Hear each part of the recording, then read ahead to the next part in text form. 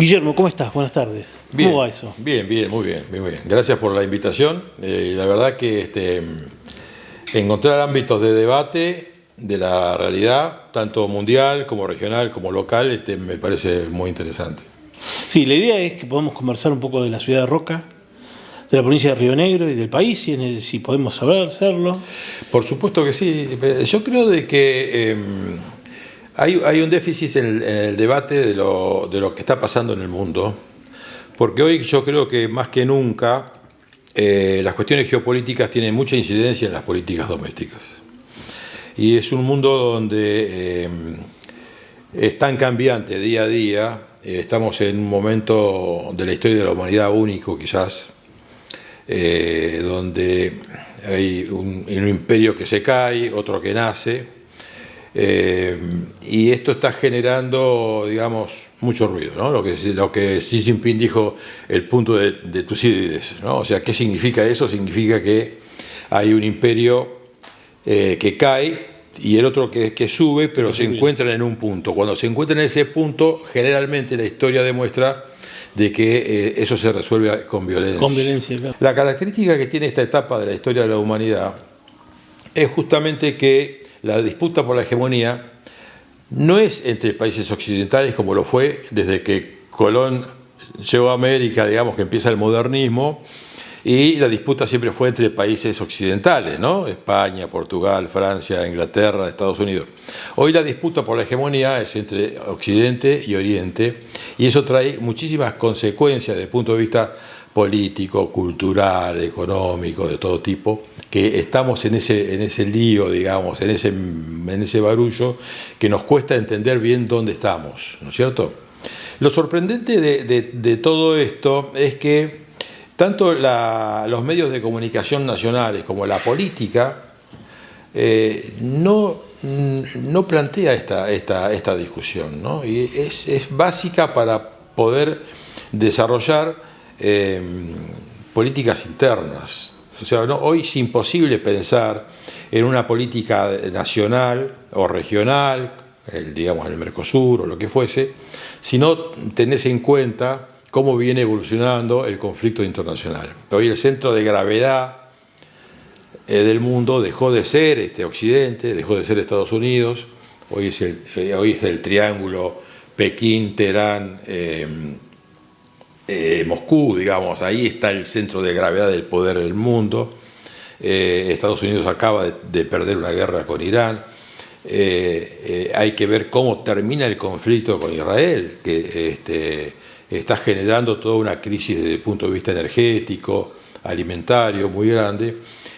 Digo, todos estos elementos que son un conjunto importante de elementos que se están modificando día a día, generan, sin lugar a duda, una incidencia muy importante en las políticas internas y en la realidad de todos los días. Y más en un país como el nuestro, que siempre tendió a tener un modelo agroexportador como perlita de obtener las divisas para sobrevivir, ¿no? Para llevar adelante. Absolutamente, pero imagínate una región, por ejemplo, nuestra provincia, Río Negro, es una provincia con sus características más importantes para convertirse en una gran fábrica de alimentos, por ejemplo, porque tiene todas las características para eso.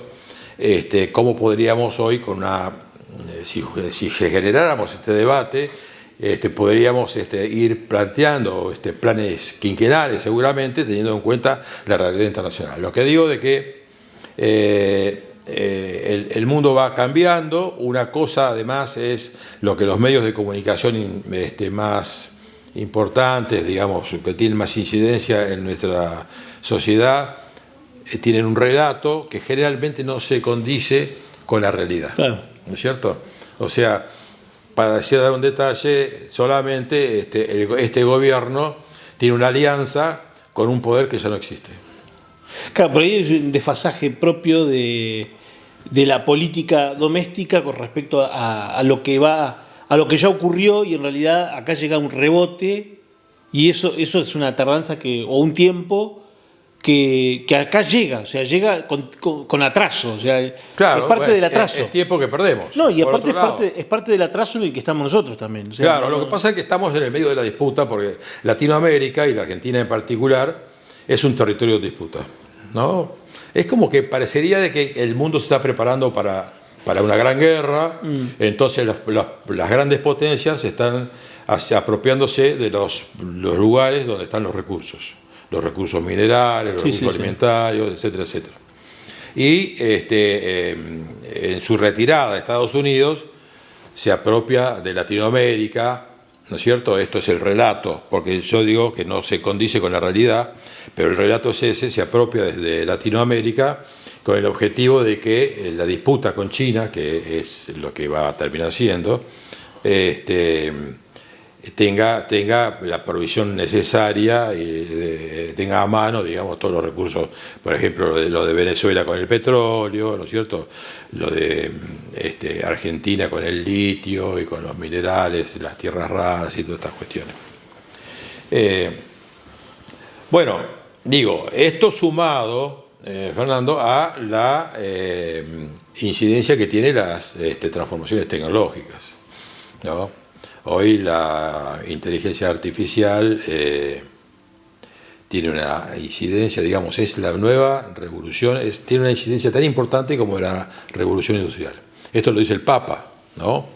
León XIV acaba de hacer, ahora en mayo la presentaron, la Magnificat Humanitatis, que es una encíclica. La última encíclica, la primera encíclica de León, y justamente habla de la necesidad de humanizar la inteligencia artificial, porque comparan estas nuevas tecnologías con la revolución industrial.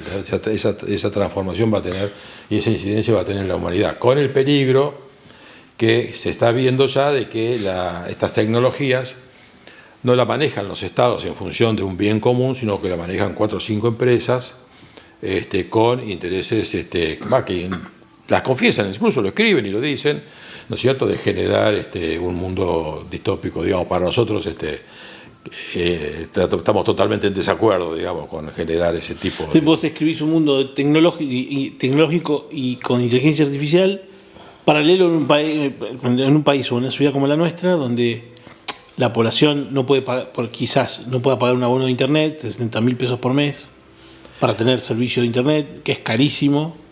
El acceso a la tecnología o a los artefactos electrónicos, sí, que también es un impedimento, un límite.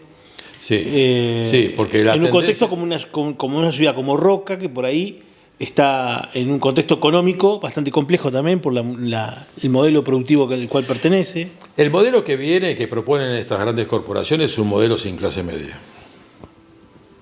Es un modelo con un grupo muy pequeño y reducido de supermillonarios que conducen además la política del mundo y una masa inmensa de un pueblo controlado por la inteligencia artificial. Ese es el modelo. La clase media ya no sirve más. La clase media le sirvió al capitalismo en una etapa, digamos, ¿no? Que ya dejó de existir esa etapa. Viene una nueva etapa. Ahora, todas estas cosas obviamente están en disputa, no es que va a ser así. Hay que ver, claro, no es que hay que ver cómo puede haber 2 pasos para atrás y 1 para adelante. Hay que ver la resistencia. O 5 pasos para atrás y 1 para adelante. Sí, hay que ver la resistencia de los pueblos, porque una cosa son las intenciones de los poderosos y otra cosa son las resistencias de los pueblos, ¿no? Claro. A estas cuestiones. Porque paralelamente a esta incidencia tan importante que tienen estas grandes corporaciones mediáticas, o no sé cómo llamarlas, pero dueñas de las tecnologías. Exacto, que es tecnología, energía. Que llevan a un fin determinado. Los países, todos los años, los países se reúnen y discuten estas cosas. Digamos, no es que tienen caminos muy allanados. Se discute estas cosas y están muy preocupados los estados, en general, los gobiernos, no el nuestro en particular, porque digamos no tenemos esa particularidad, pero sí los gobiernos que defienden y que representan a los pueblos están preocupados por esta tremenda incidencia que tienen estas nuevas tecnologías y además estos nuevos capitales que superan al Producto Bruto de los países ampliamente. Claro. Guillermo, yo llegué a Roca a vivir hace 23 años. Cuando llegué a Roca todavía estaba los empacadores de fruta grandes, importantes, todavía estaban yo los conocí. Se llegaba por ruta 22 a Neuquén en 25 minutos. La ciudad de Roca estaba como en una especie de explosión expansiva entre el 2003 y 2010. Y ¿qué otra cosa noté también importante? Que el Alto Valle funcionaba. Y después del año 2014, 2013, entró en un tobogán la ciudad de Roca, quedó desconectada. Por ejemplo, llegar a Neuquén tardás 1 hora 40. Sí, los grandes empaques ya no están. La ciudad quedó como desenganchada de la región. Y encima la fruticultura hoy no es precio, tiene precio final. Sí, sí. ¿Cómo lo ves eso? ¿Qué ves ahí? Yo creo de que entender y ver qué es lo que pasaba en esa época, incluso mucho antes también, es muy importante porque tiene que convertirse en el nuevo paradigma, ¿no? O sea, es a donde tenemos que ir, a donde tenemos que volver en definitiva. Claro. O sea, es cierto que las características del mundo y del país y la economía era diferente, pero la fruticultura tenía un gran auge y eso derramaba en lo que eran las industrias derivadas de la fruticultura. Había gran cantidad de empresas que le agregaban valor, ¿no es cierto? O sea, envasadoras de tomate, envasadoras de durazno natural, envasadoras de... En fin, había gran cantidad, había una en Allen, en Roca, en Valle Medio, firmas muy importantes que producían y le agregaban valor a los productos del campo y después se distribuían en todo el país e incluso se exportaban. Eso obviamente eso tiene un efecto multiplicador muy grande en la economía, porque una industria alimenticia no es solamente la gente que trabaja en esa industria, sino todas las pymes, las pequeñas y medianas empresas que alimentan a esa industria, como son en el caso la metalúrgica, por ejemplo, el transporte, las cooperativas, etcétera, etcétera. Bueno, a eso hay que volver, hay que empezar a generar políticas públicas aprovechando las ventajas comparativas que tenemos, que son, no digo infinitas, pero son muy grandes. Yo creo que somos la envidia de gran parte del mundo, porque hay en pocos lugares en el mundo están las características materiales y humanas que tenemos nosotros. Es una región sin conflictos, no tenemos conflictos raciales, no tenemos guerra, no tenemos problemas ambientales graves, pero tenemos una tierra productiva, tenemos energía, estamos parados arriba de la olla de gas más grande de América. ¿Olla de gas? Sí, claro.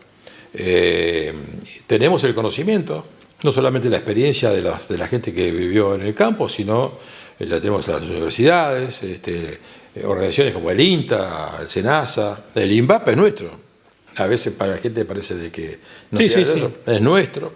O sea, no nos falta nada. Esto yo lo comparo como, ¿viste? Un cocinero que está en la cocina y tiene la harina, y todos los ingredientes, tiene los huevos, tiene, claro. Después necesita el talento para cocinar bien. Lo que se necesita acá es el cocinero, digamos, claro. La decisión política, ¿no es cierto?, que tiene que surgir además del debate del conjunto de la población, ¿no es cierto?, las organizaciones populares, los empresarios, los trabajadores, en fin, todo el mundo tiene que participar en un plan que, digamos, que sea sustentable, porque no es posible que cambiemos de modelo cada 4 años. Esto es una locura. No hay posibilidad de crecer. No hay políticas de Estado, no hay nada. Tiene que haber una política, digamos, 5 años vamos a tener tal objetivo, en 10 años tal objetivo, en 15 años tal objetivo, ¿no? Y eso es absolutamente posible hacerlo. No hay ningún problema. Lo que sí tiene que existir la decisión política. Mira, nosotros hace pocos días participamos de la audiencia pública sobre el gasoducto Tetrayén-San Antonio Este. Y ahí me parece que, no es porque hayamos estado nosotros, pero se sintetizan los dos modelos de provincia que hoy están en disputa, ¿no? O sea, nosotros qué decíamos, que no está solamente en disputa o en discusión un gasoducto, está en disputa un modelo de provincia. Si la energía que tenemos, el gas en este caso en particular, la vamos a ver pasar por caños para que se vayan a resolver los problemas energéticos y la crisis energética de Europa, o vamos a utilizar, aunque sea una parte sustancial de esa energía, para nuestro propio desarrollo económico, que incluya a todos los rionegrinos. No hay forma de distribuir la energía si no es a través del desarrollo industrial. ¿Comprendés? O sea, la exportación, ¿qué hace? Le da beneficio a una empresa, 2 empresas, 3 empresas. ¿No? O sea, ahora hay un discurso dominante del gobierno que dice no, porque genera trabajo. Sí, genera, ponerle 1.000 personas, 1.500 personas que colaboran para hacer la zanja. Entendido.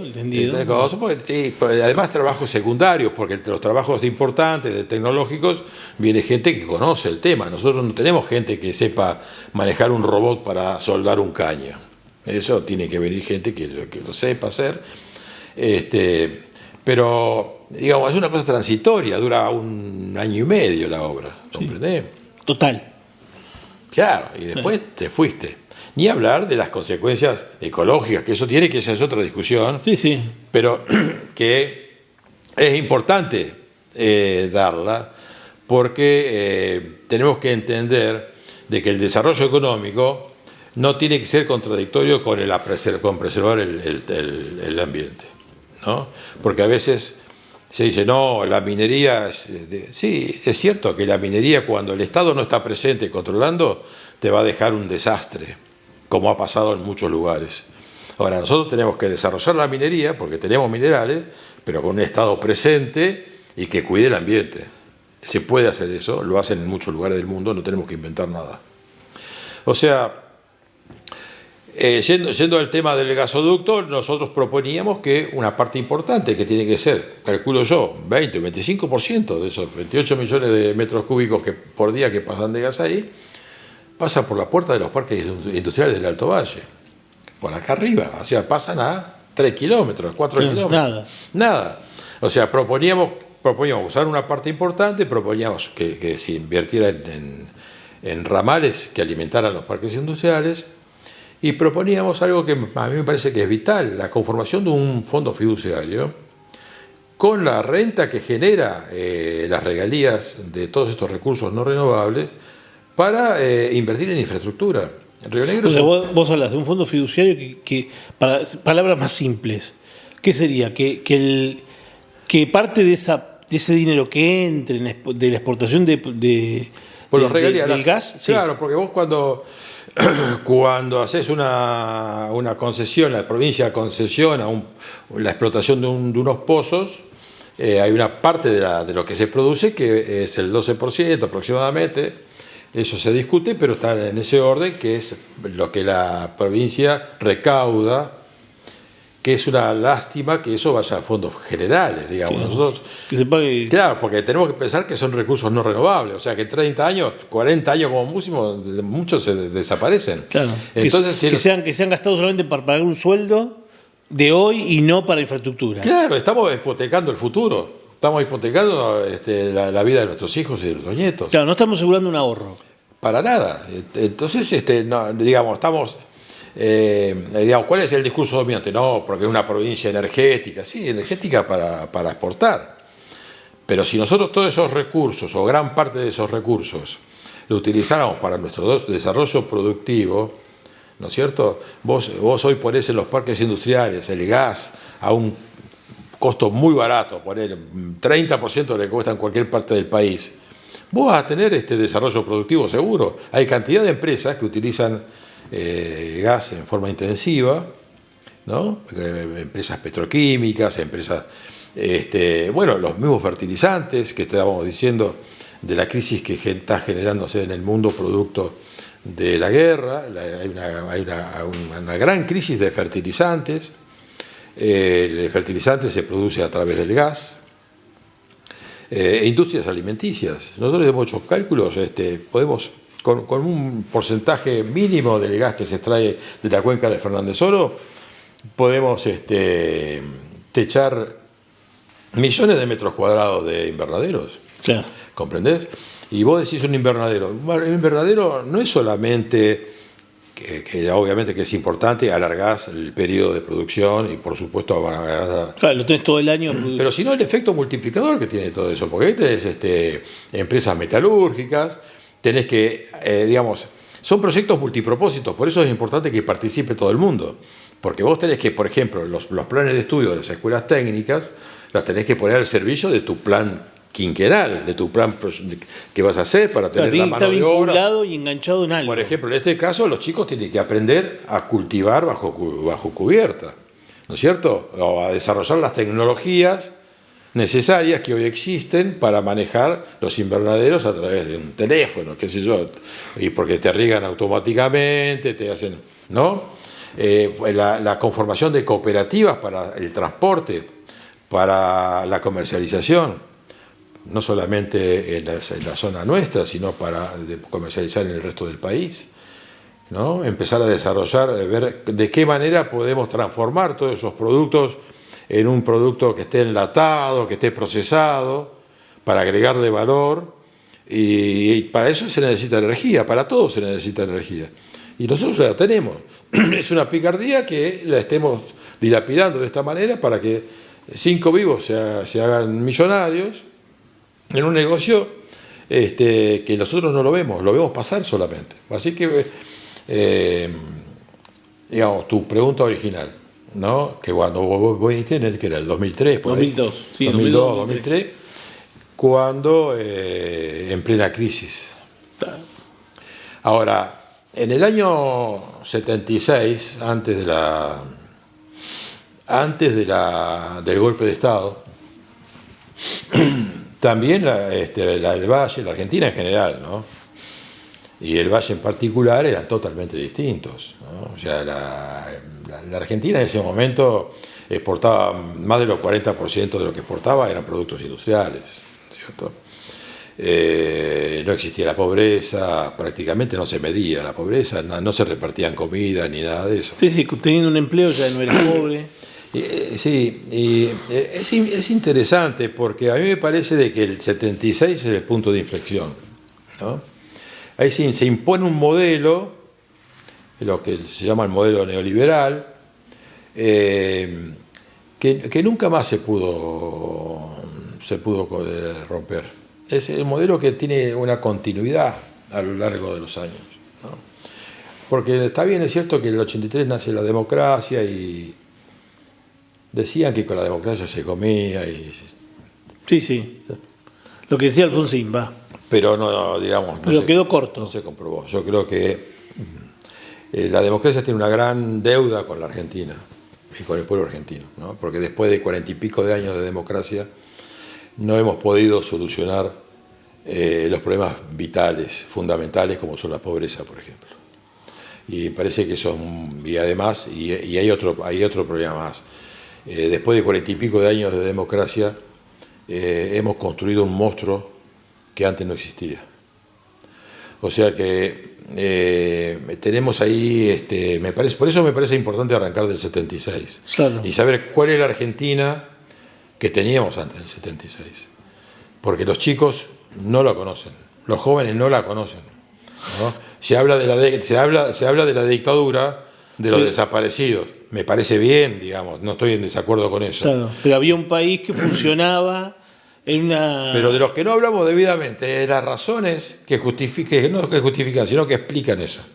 Claro. ¿Cierto? La intención de... ¿A qué se vino a desarmar? La imposición de un modelo económico que había nacido en la era de la década del 40, 50, con el peronismo, de desarrollo industrial y del 50-50 que llamamos, o sea, una distribución de la riqueza más equitativa, no tuvieron otra forma de romperlo que no fuese por la violencia.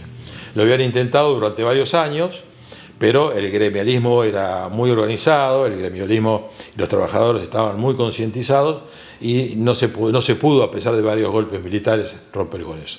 La vuelta que le encontraron es que tenemos que limpiar y matar matar. a mucha gente, generar un caos que es similar a lo que ocurrió en Chile y otros lugares Claro. de la región, ¿no es cierto? No somos la excepción. Así que, digamos, lo que sí es cierto de que el Alto Valle, como vos decías, y la provincia de Río Negro, era muy próspera. Era muy próspera, existían muchas empresas, muchas industrias. Había una fábrica de tractores y de máquinas viales en Villa Regina, ¿no? Acá había una fábrica de máquinas de... Cripsa fabricaba Claro. máquinas viales y fabricaba topadoras. Bueno, hay una histórica que era Vallada, pero después nace Tesindal, que es una empresa que nace con nuevas tecnologías. Tenemos que hacer un... ¿Y cuánto calculás vos? ¿Qué empleo había en ese momento? ¿Qué empleo daban esas empresas? muchísima gente.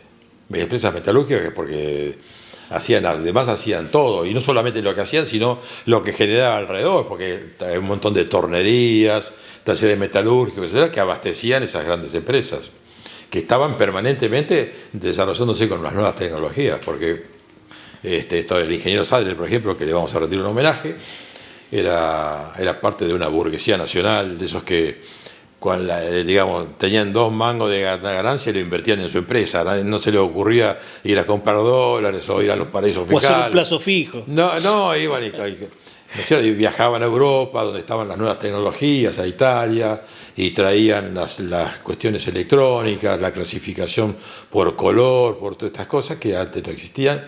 Y bueno, eran empresas muy prósperas. El parque industrial hoy queda, digamos, como testimonio, un gran galpón de esa empresa, que después, con políticas similares a las que tenemos ahora, o sea, de una apertura indiscriminada, obviamente destruyó toda la industria nacional, gran parte de la industria nacional, ¿no?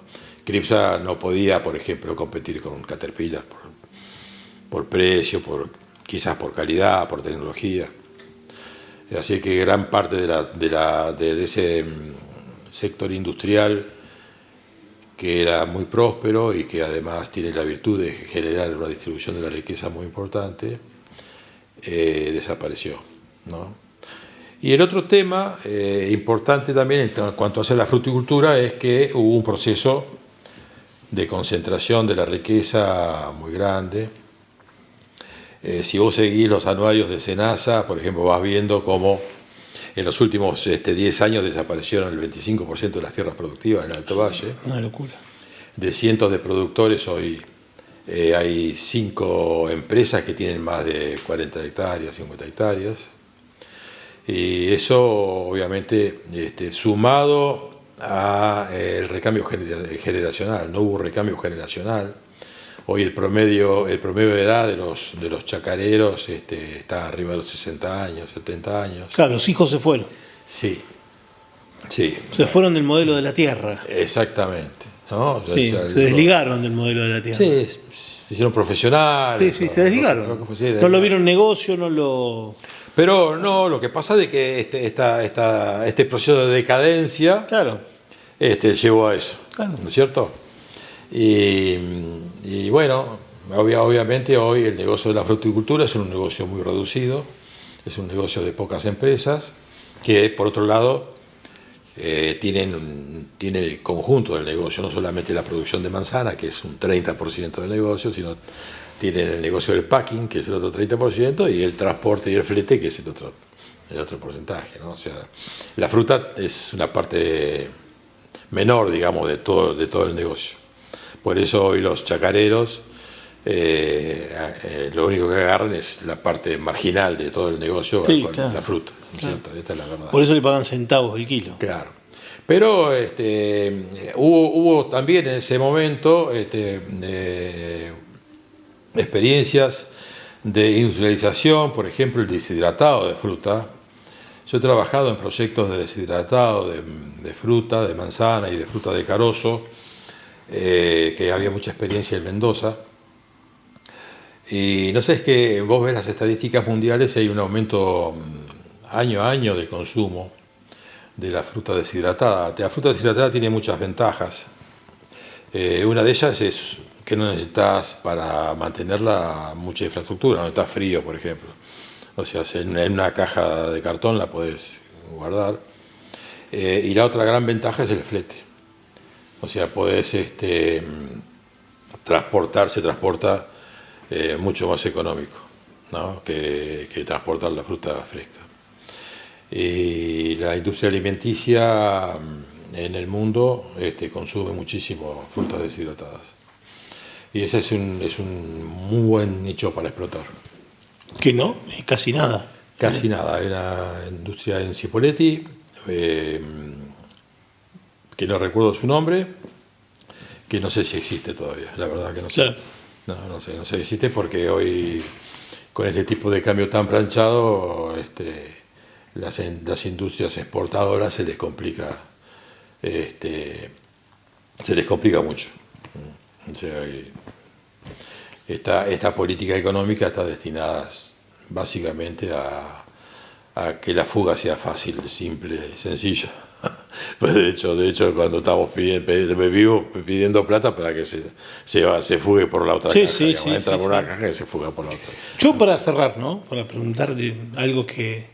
Viste que últimamente, los últimos días, la ciudad de General Roca se endeudó en 6.000 millones de pesos en una ordenanza para pagar infraestructura en barrios periféricos del centro de la ciudad. ¿Vos cómo ves eso? ¿Qué es lo que ves vos del empréstito? ¿Qué ves de las obras de infraestructura? Si era la forma, si hay otras formas. Mira, endeudarse no está ni bien ni mal per se, digamos. Todo depende para que vayas a utilizar el dinero. O sea, si vos vas al banco a endeudarte para después ir al casino, estás en un problema. Ahora, si vos te vas a endeudar para comprar una máquina que te va a generar una renta y una utilidad que te va a permitir pagar la cuota, está fantástico. La provincia de Río Negro se endeudó en 350 millones de dólares para infraestructura. Imagínate qué locura endeudarte en dólares cuando la obra pública es en pesos. Es una distorsión. La única explicación que tiene eso es que el Ministerio de Economía de la Nación le pide a las provincias que se endeuden en dólares porque son, digamos, el Tesoro Nacional el que necesita los dólares. A las provincias no vienen los dólares, vienen los pesos. Pero sí, después tenemos que pagar los dólares en dólares al tipo de cambio, digamos. Del momento. Claro, o sea, pero la renta que genera la inversión es en pesos. Yo creo de que estamos sufriendo las consecuencias de malas políticas históricas, digamos, de estos últimos años, ¿no? No se ha sintetizado las políticas o el manejo del Estado solamente a lo que hace a la infraestructura, a mejorar las calles, cordón cuneta o lo que fuese, porque también es cierto que no hay una planificación a largo plazo, no se sabe para qué lado tiene que subir la ciudad, tiene que crecer, que es fundamental, porque en función de eso después vos la infraestructura la llevás, o sea, no llevás un caño de gas para cualquier lado, o un caño de agua, lo llevás para donde vos pensás que la ciudad va a crecer. Y eso no se ha estudiado debidamente. O sea, desde el punto de vista urbanístico me parece que hay fallas muy importantes. Y además me parece de que los municipios tienen que tener una concepción productiva, ¿no? O sea, vos fíjate, el tamaño del Estado, tanto Estado municipal como el Estado provincial o el Estado nacional, no es un término absoluto, está en relación al Producto Bruto, a lo que se produce. El Estado vive de la recaudación impositiva. Entonces, si vos tenés a las empresas quebradas que te generan, que digamos cierran comercio todos los días, sí, claro, las industrias no funcionan, obviamente que tu recaudación va a ser menor y obviamente que tu Estado va a ser muy débil. Y obviamente que tus empleados van a agarrar muy poca plata, muy poca guita, claro. Y obviamente que si vos querés hacer alguna obra que es necesaria en la ciudad, tenés que endeudarte, ¿no? Eso, digamos, estamos sufriendo las consecuencias de una mala política. De una mala política, de una mal pensada política. Claro, no se pensó en esto porque yo creo de que también es cierto, está bueno decirlo, que cuando vos tenés, digamos, las cuestiones políticas, cómo se han manejado las relaciones políticas, ¿no? Claro. O sea, vos tenés amigos en Buenos Aires, en el ministerio, tenés gente que necesita que... Hoy lo vemos con claridad, digamos, los gobernadores hoy votan cualquier cosa para que le den unos mangos para que puedan pagar los sueldos, ¿no es cierto? Y están votando la entrega de su propio patrimonio para poder pagar el sueldo, sobre todo cuando estás en un inicio de una campaña electoral. Estas cosas no pueden pasar. A mí me parece de que las crisis generan oportunidades también, ¿no? Además de generar sufrimiento, que es la parte mala, generan oportunidades. Y este debate que nosotros estamos tratando de promocionar, de socializar, es parte de la virtud de la crisis, digamos, ¿no? Darnos cuenta de que estábamos mal, ¿no? Y tenemos que cambiar para que no ocurran estas cosas nuevamente. Y los municipios, los estados municipales, tienen que pensar seriamente en colaborar y ser un engranaje importante del aparato productivo, ¿no? De la misma manera que tienen que ser también la integración, porque hay otra cosa que yo veo con preocupación. Los municipios, el Alto Valle es una ciudad lineal, digamos, fue creado como una ciudad lineal, claro. ¿no? O sea, el ferrocarril, claro. Y tiene que funcionar como una ciudad lineal. No es posible de que los intendentes de las ciudades del Alto Valle no se junten nunca para plantear temas comunes. Y tenemos temas comunes muchísimos para solucionar y para proyectar, ¿no? El tema de la ruta, el tema del río, el tema de la basura.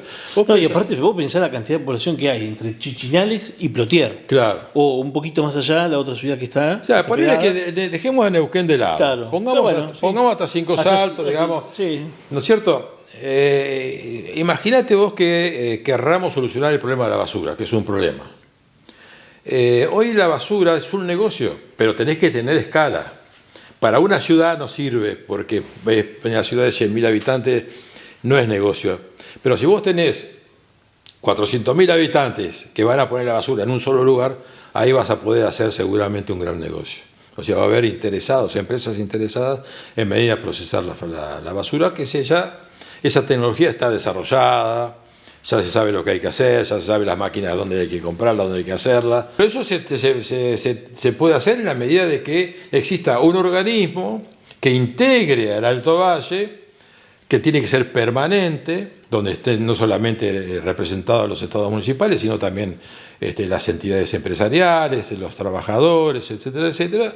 Una mesa que digamos, che, muchachos, ¿qué hacemos con este río que le estamos tirando basura? Sí. ¿Cómo podemos resolver el tema de la ruta que nos estamos matando? Sí. ¿Cómo podemos hacer para solucionar el problema del tren? No es posible que no podamos llevar a los trabajadores y a los estudiantes en un tren. Conectando las ciudades.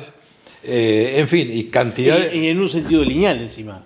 En un sentido recto, lineal recto. O sea, no es que... Fernando, estas rutas las puso el general Roca. Claro. Tienen 100 y pico de años.